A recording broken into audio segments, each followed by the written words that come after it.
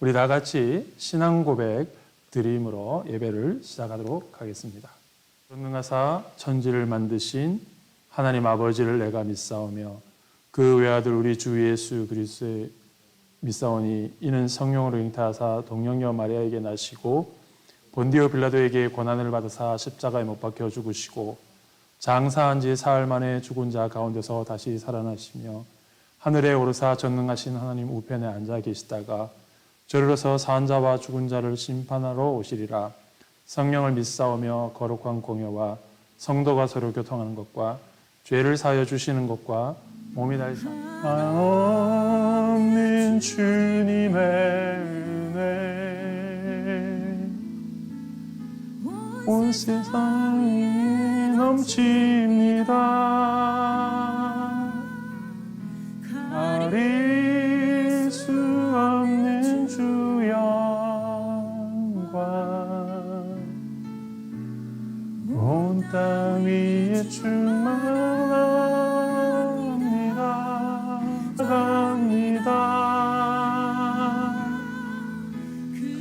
아래 우리를 이루신 주는 완전합니다.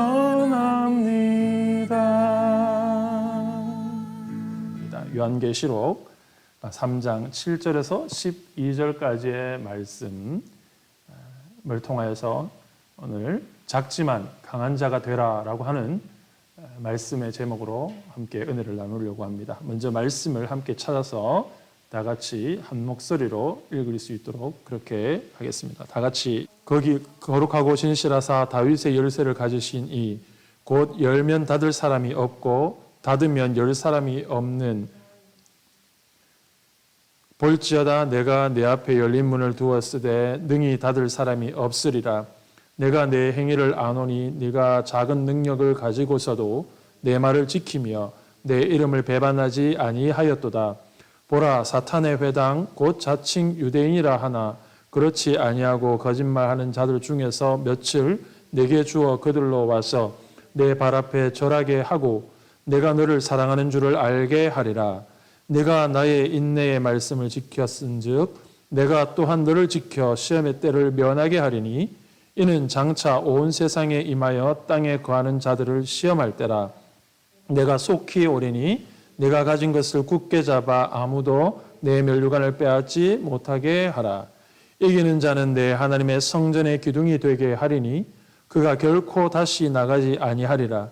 내가 하나님의 이름과 하나님의 성 곧 하늘에서 내 하나님께로부터 내려오는 새 예루살렘의 이름과 나의 새 이름을 그의 위에 기록하리라. 아멘. 네, 제가 말씀을 눌러드렸어야 되는데 본문의 말씀 두 번째는 전달이 못 됐네요. 여러분, 우리는 지금 코로나 사태로 인해서 정말 상상하지 못했던, 상상한 적이 없던 그런 어려움, 또 불편함들을 참 겪어내고 있는 가운데 계속해서 살아가고 있습니다.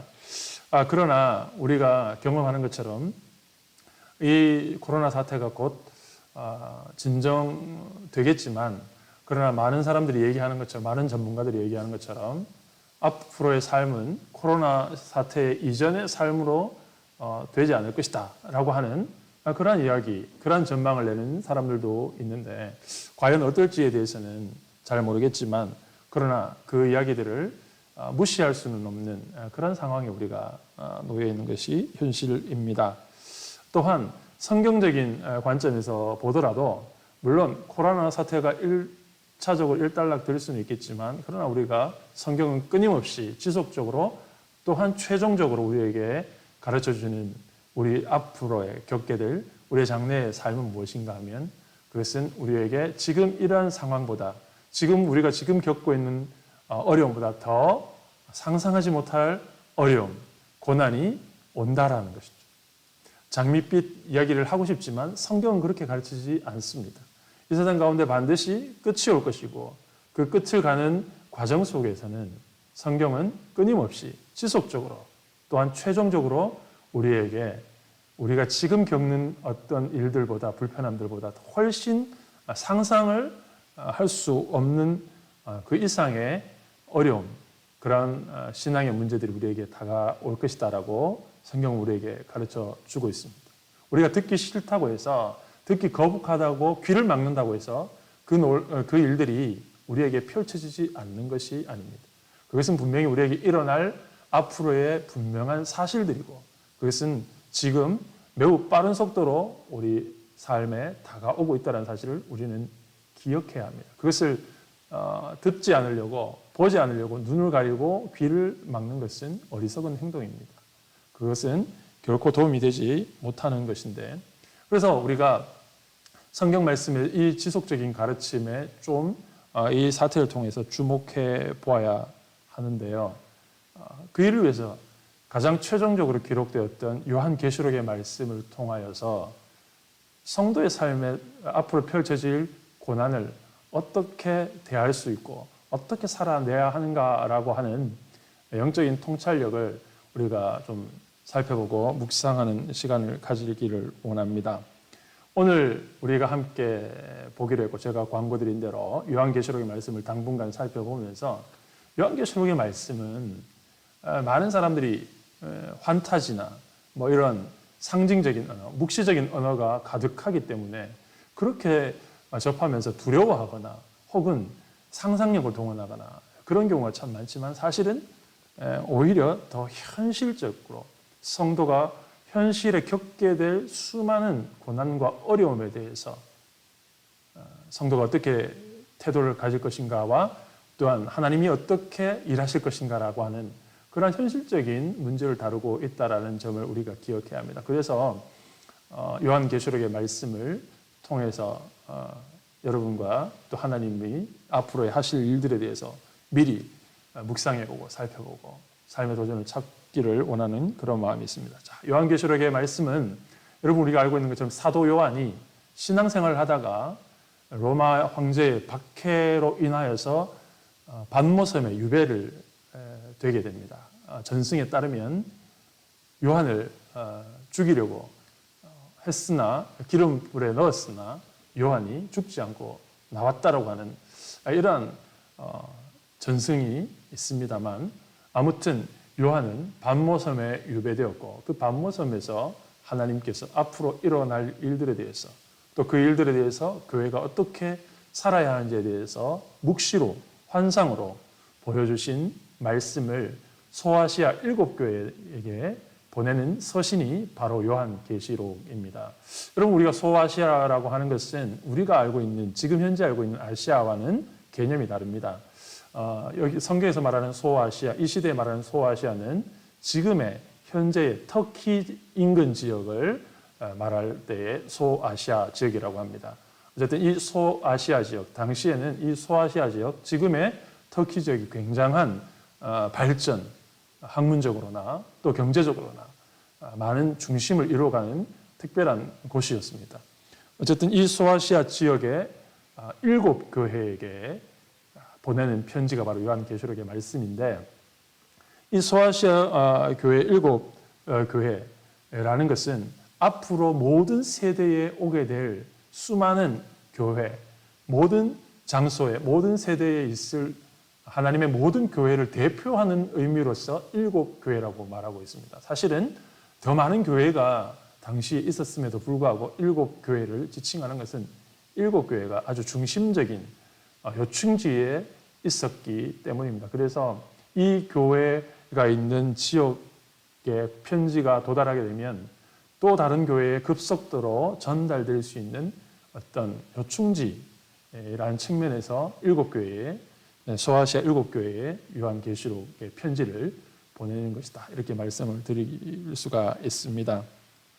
자, 그래서 이 요한계시록의 내용은 앞으로 교회에 닥치게 될 수많은 신앙의 어려움, 그 어려움이 어떤 형태로 올 것이고 어떻게 그것을 대처할 것이고 하나님이 어떻게 그 일들을 행하실 것인가라고 하는 그런 내용이 담겨져 있고, 많은 상징적인 언어, 많은 묵시적인 언어, 그렇게 기록되어 있습니다.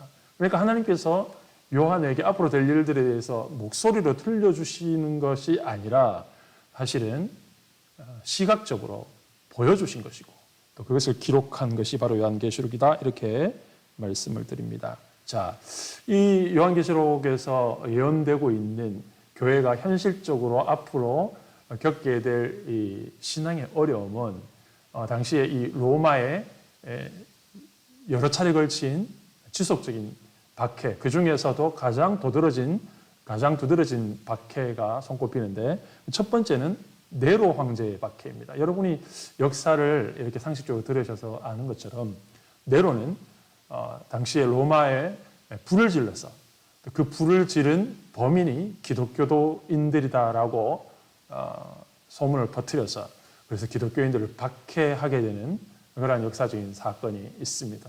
그때에 수많은 로마의 교회들은 박해를 받고 뿔뿔이 흩어져야만 했고 또 많은 어려움들을 겪은 것입니다. 그러나 이 네로의 박해가 최종적인 박해가 아니라 이것은 또 하나의 모의고사와 같이 되어져서 훗날 이 가장 강력한 박해라고 여겨지는 도미티안 황제의 박해가 이어지게 됩니다. 이 도미티안의 황제의 박해로 인해서 교회는 큰 어려움을 겪게 됩니다. 그래서 이러한 상황 속에서 많은 교회들이 신앙의 정절을 온전히 지키지 못하는 문제가 발생했고 바로 그러한 교회들에게 책망과 또 권면의 말씀을 담아내는 것이 바로 요한계시록 말씀인데요. 그래서 사도 요한은 이 반모섬에서 자기가 본 것 그리고 그 목적에 대해서 설명한 후에 곧바로 소아시아 7교회 각각의 교회들에게 주님이 주시는 말씀을 기록해내고 있습니다.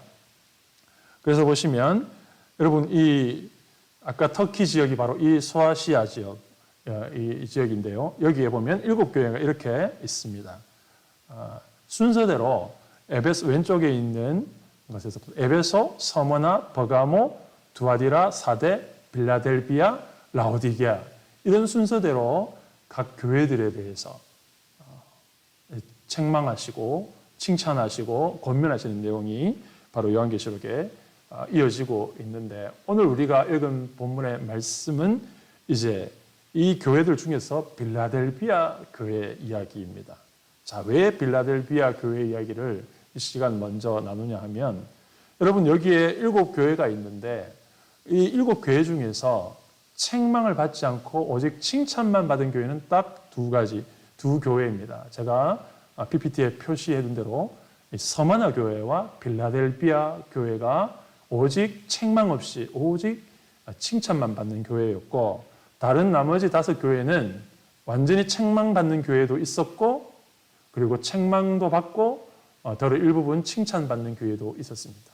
자, 그래서 우리가 이 요한계시록이 수많은 교회들에게 하는 주님의 명령이라고 할 때 우리가 모델로 삼고 싶은 것은 책망도 받고 또 칭찬도 받는 교회보다는 칭찬만 받은 교회를 모델로 삼는 것이 좋겠다 그렇게 여겨졌고 또 그 중에서 이 2교회 중에서 서머나 교회보다는 빌라델비아 교회에 대해서 증거하기를 오늘 본문에서 보지만 적은 능력을 가지고서도 말씀을 지켰다. 신앙을 저버리지 않았다라고 하는 주님의 칭찬의 말씀을 보면서 오늘 이 시대 속에서 우리가 흩어져 있고 또 적은 모습으로 흩어져 있는 우리가 어쩌면 가장 닮아낼 수 있는 또 닮아야 하는 그러한 교회가 아닌가라고 하는 그러한 생각에서 순서를 따르지 않냐고 빌라델비아 교회의 모습을 통해서 오늘 말씀의 제목을 작지만 강한 자가 되라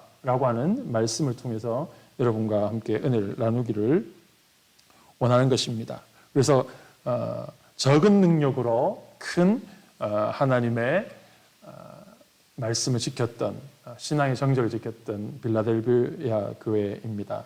여러분 우리가 지금 오늘 이 시대에 겪고 있는 이러한 어려움들을 통해서 우리는 이것이 반드시 앞으로 우리가 언젠가 치러야 될 아주 중요한 시험 앞에 있는 모의고사라는 생각을 반드시 해야 되는데요.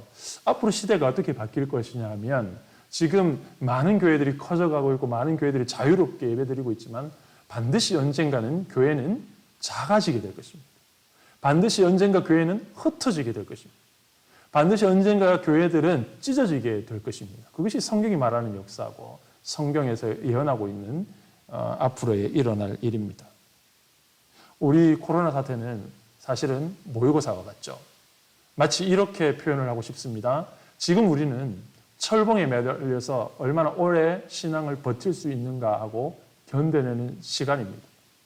그러나 앞으로 우리가 버텨야 되는 시간, 그것은 어떤 것이냐면 천길 낭떠러지기 위해서 한 줄을 잡고서 그 손을 놓는 순간 돌아올 수 없는 나락으로 떨어질 수밖에 없는 생명을 건 매달림이 필요한 그때를 위해서 지금 이 순간 연습하고 훈련되어져야 합니다.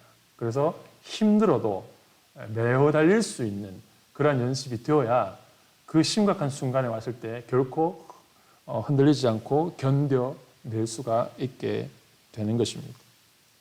여러분, 교회는 말씀드린 것처럼 점점 작아질 것입니다.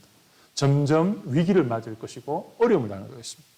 그러나 역설적으로 교회는, 작아진 교회는, 흩어진 교회는 점점 더 강해질 것입니다. 여러분, 오늘 말씀해 보니까 빌라델피아 교회가 작지만 강한 교회라고 주님은 칭찬하고 선포하고 증거하고 계십니다.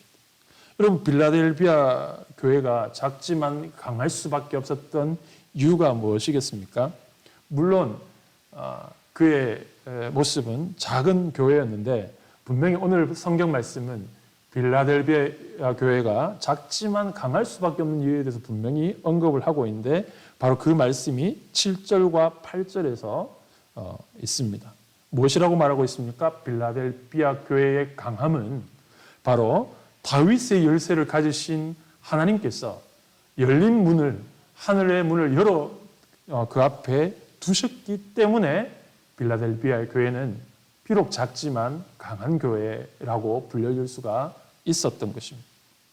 여러분, 다윗의 열쇠, 하늘의 문을 여셨다고 하셨는데 여러분, 다윗의 열쇠를 우리가 묵상하려면 다윗의 열쇠가 어떤 열쇠인지를 생각해 보려면 다윗의 삶을, 다윗의 일생을 우리가 반추해 보아야 합니다.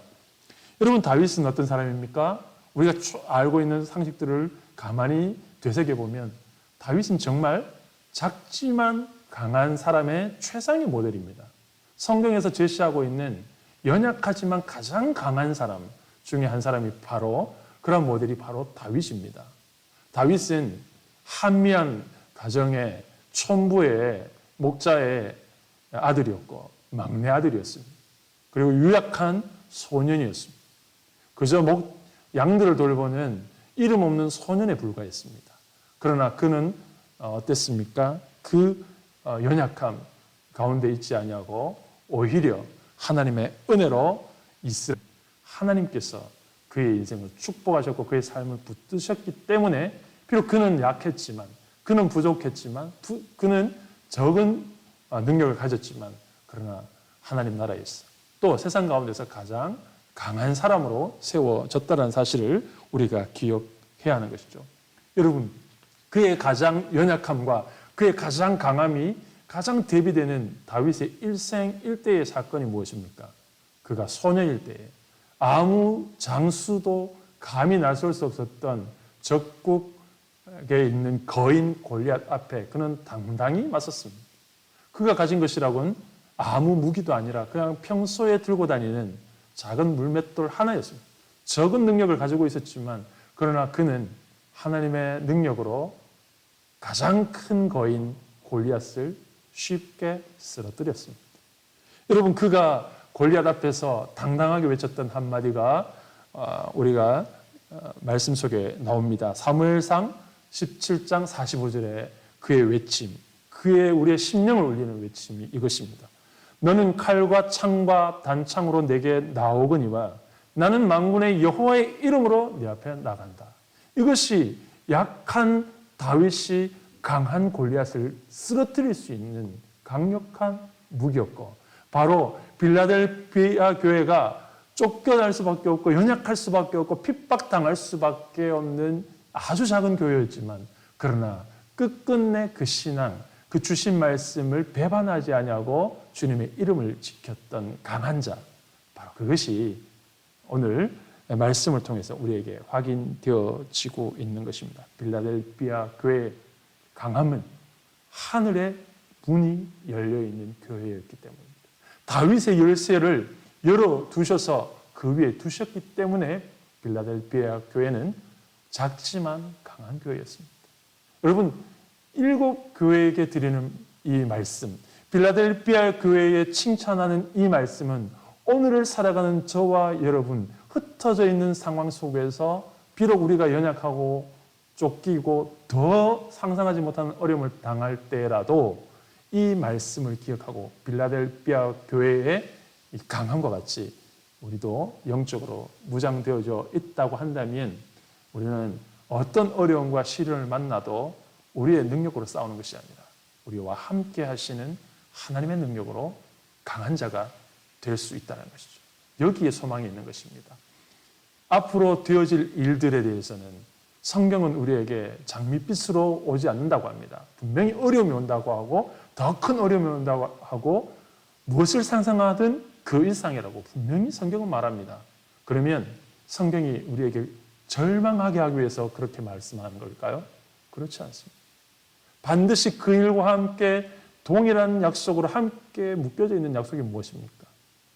다윗의 열쇠를 가지시니까 우리 위에 하늘의 문을 열어두신다는 약속이 함께 있다는 것을 우리가 기억해야 하는 것입니다. 빌라델비아 교회의 가장 강력한 무기는 바로 하나님이 함께 하신다라는 사실이었습니다. 여러분, 그래서 우리가 앞으로 어떤 일들을 당할지 예측할 수는 없지만 그러나 성경을 통하여서 반드시 어려운 일이 올 수밖에 없다는 사실은 분명하다면 그러나 그렇다면 우리는 어떤 삶의 태도로 살아가야 할까라는 것을 우리는 가슴에 새겨 두어야 하는데요. 우리는 우리의 연약함에도 불구하고 강한 자로 살아갈 수 있는 오직 한 가지 방법은 하나님과 동맹하는 것입니다. 여러분, 다윗을 포함한 수많은 성경의 작은 자들이 승리할 수 있었던 것은 하나님과 동맹을 맺었기 때문입니다. 여러분, 약한 나라가 강한 나라에게 괴롭힘을 당하다가도 그 강한 나라를 이길 수 있는 유일한 방법은 그거보다 더 강한 나라와 동맹을 맺는 겁니다. 스스로 그것을 해낼 수 없고 감히 상대할 수 없는 나라라도 이길 수 있는 단 한 가지의 방법이 있다면 바로 그것은 더 강한 나라와 화친을 맺고 언약을 맺고 동맹을 맺는 것입니다. 마찬가지로 우리에게 어떤 어려움이 오고 우리가 해결할 수 없는 상황을 마주하게 된다 할지라도 우리가 그것을 넘어설 수 있는 오직 한 가지 방법은 그 문제보다 그 고난보다 크신 하나님과 화친하고 하나님과 화목하고 하나님과 동맹을 맺는 것입니다. 집안에 형제가 있는데 동생이 그 형을 능히 상대할 수가 없지만 그러나 동생이 형을 이겨낼 수 있는 한 가지 방법은 아버지 뒤에 숨는 겁니다. 아버지를 붙들면 아버지를 내 편으로 만들면 비록 그는 그의 힘으로 형을 이겨낼 수 없지만 아버지의 힘으로 형을 얼마든지 이겨낼 수 있는 것입니다. 동생이 형을 이길 수 있는 유일한 길은 바로 아버지를 움직이는 길이죠. 마찬가지로 우리가 이 세상 속에서 하나님과 화친하고 있는 것, 하나님과의 관계를 최우선으로 삼는 것, 그것이 앞으로 우리가 살아가는 이 시대보다 더 힘든 시대에 승리할 수 있는 유일한 비결임을 우리가 기억해야 합니다. 여러분, 그래서 결국 결론은 무엇일까요? 말씀과 기도입니다. 여러분, 우리가 코로나 사태를 이렇게 겪으면서 결국 우리 안에 도전되어지고 우리의 삶에 흔들리는 가장 심각한 문제는 뭘까요? 경제적인 문제일 수 있고 관계적인 문제일 수 있고 또 내면에 일어나는 문제일 수 있겠지만 결국은 우리 영성의 문제입니다. 결국 우리가 말씀과 기도의 삶이 흔들린다면 그것은 아주 치명적인 것으로 우리에게 작용되어질 것입니다. 여러분, 기도가 하늘의 문을 여는 열쇠라는 것을 기억해야 합니다. 빌라델비아 교회의 하늘의 문이 열려 있었다고 말씀하고 있죠. 우리 인생에도 하늘의 문이 열려 있다면 우리는 비록 작지만 강한 능력으로 살아갈 수가 있다고 할 때에 그 하늘의 문이 열려지는 조건이 있습니다. 그것은 우리가 하나님 앞에 메어 달리는 것입니다. 우리가 힘들지만 고통스럽지만 어렵지만 그러나 하나님 앞에 메어 달리는 것을 놓치지 않는다면 하늘의 문이 우리 인생에서 항상 열려 있게 되는 것입니다. 여러분, 요즘 그 코로나 사태 때문에 신천지에 대한 많은 이야기들이 막 나오게 되면서 신천지의 젊은 사람들이 넘어가는 이유들 중에 하나가 무엇입니까? 이 사람들이 모여서 모략이라고 하죠. 모여서 마치 굉장히 신비한 것처럼 이렇게 하니까 사람들이 그 신비함에 마음이 빼앗기는 것을 보게 됩니다. 여러분, 우리가 어떤 시대를 살아가든지 간에 신비한 것에 마음을 빼앗길 것이 아니라 오늘 말씀과 같이 끊임없이 말씀을 꽉 붙드는 일을 놓치지 않아야 우리는 결코 시대의 조류에 어떤 고난에도 떠내려가지 않게 된다는 사실을 기억해야 합니다. 지금 이런 상태에서 이 정도의 어려움 속에서 말씀 붙드는 것이 만약에 놓쳐지고 있다면 이것이 모의고사이기 때문에 다시 회복할 기회는 있을지 모르지만 그러나 그만큼 훈련은 더뎌지는 것이죠. 우리는 지금 이 정도의 어려울 때에 말씀을 놓치지 않고 붙드는 내공이 쌓여져 있어야 합니다. 우리가 치러내야 할 시험은 굉장히 어려운 시험이 될 것입니다. 그때에는 우리가 아무리 노력해도 어쩌면 놓칠지도 모르는 그러한 매우 심각한 일들이 우리에게 펼쳐지게 될 것입니다. 여러분, 우리는 신비를 의지하면 안 됩니다. 신비는 신천지에서 보는 것처럼 요즘 좀 속된 말로 얼마든지 주작이 가능합니다. 속일 수 있다는 것이죠. 그러나 흔들리지 않고 미혹되지 않는 것은 하나님의 말씀에 깨어 있는 것입니다. 그런 의미에서 저는 요한계시록의 말씀을 좀 더 여러분들과 나누고 싶은 그런 생각에 이르게 되었습니다. 여러분, 제가 오늘 결론의 말씀을 결국 말씀 붙들어야 된다, 기도해야 된다라고 말씀드릴 때 혹시 여러분들 마음속에 결국 또 그 이야기인가, 결국 그 결론밖에 없는 것인가 라고 혹시 마음에 반문할지도 모르겠습니다. 그렇습니다. 똑같은 이야기입니다. 그렇습니다. 결론은 말씀과 기도입니다. 여러분 생각해 보십시오. 똑같은 이야기를 하는 것이 문제입니까? 아니면 똑같은 이야기를 하게 하는 것이 문제입니까? 결국 답은 말씀과 기도인데 결국 우리의 문제는 무엇입니까? 그 답을 알면서도 여전히 그 문제를 넘어서지 못하고 있다는 것입니다. 그래서 오늘 또 이 결론을 말씀을 드립니다. 그래서 오늘 이 설교의 말씀을 마무리하면서 마지막 오늘의 주옥 같은 결론 말씀드리고 말씀을 마무리하기를 원합니다. 말씀과 기도로 하나님을 꼭 붙들어서 작지만 강한 자가 되어서 고난을 이겨내고 살아남아라. 이것이 마지막 시대를 바라보는 우리 성도들의 마음에 새겨야 할 주옥 같은 결론인 줄 믿습니다.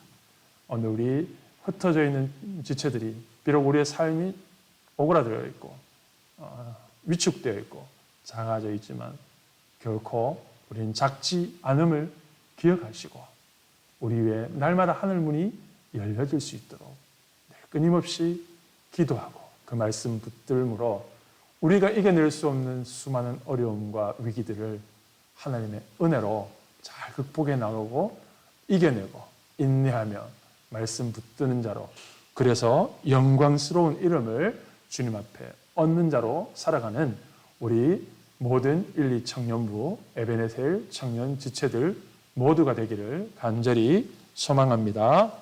기도하겠습니다. 하나님 아버지 감사를 드립니다. 오늘도 이 짧은 시간이지만 처소의 예배를 통해서 우리가 시간을 공유하고 하나님 함께 마음을 주님 앞에 모아서 예배를 드립니다. 하나님 오늘도 기록된 말씀을 통하여서 작지만 강한 자가 되라고 하는 이 시대에 우리에게 주시는 말씀들을 우리의 가슴 속에 새겨 봅니다. 하나님 결국 우리의 신앙의 문제는 결국 말씀 붙들 때에 기도하는 삶을 이루어갈 때에 비록 우리는 연약하지만 우리는 오늘 또 실수하지만 그 하나님의 은혜가 우리를 붙드시고 강한 자가 되게 하시는 줄 믿습니다. 오늘도 이 말씀 붙들고 지금 이 상황 속의 어려움들을 잘 이겨내고 앞으로 다 될 수 있도록 주님 함께 해주시고 인도해 주시옵소서. 흩어져 있는 우리 지체들 하나님께서 붙드셔서 학업에 어려움 없게 하시고 직장 생활에 어려움 당하지 않게 하시고 저들이 살아가고 있는 직장과 학교와 모든 삶의 터전에서 정말 모든 사람이 힘들어하고 고통받고 아우성칠 때에 그 속에서 하나님의 사람들답게 소망을 선포하고 믿음을 선포하고 그들을 온전한 길로 인도할 수 있는 능력 있는 영향력 있는 하나님의 백성들로 살아갈 수 있도록 인도해 주시옵소서. 감사드리고 예수님의 이름으로 기도드립니다. 아멘. 지금은 우리 주 예수 그리스도의 은혜와 하나님 아버지의 크신 사랑과 성령님의 위로 교통 역사하심이 다가올 고난의 시대에 비록 작지만 하나님의 은혜로 강한 자가 되어 인내하고 이겨내는 삶을 살기로 결심하고 돌아가는 모든 1, 2 청년부들, 지체들 머리머리 위에 저들의 삶의 현장과 터전 위에 또한 이 공동체 위에 영원토록 함께 있을지어다. 아멘.